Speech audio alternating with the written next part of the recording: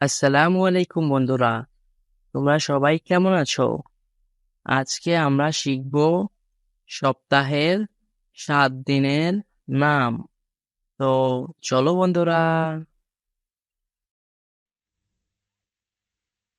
শনিবার,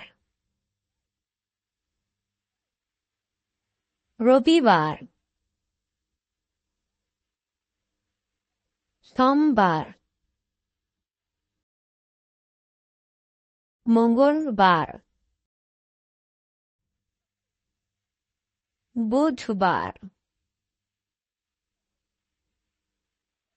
বৃহস্পতিবার, শুক্রবার,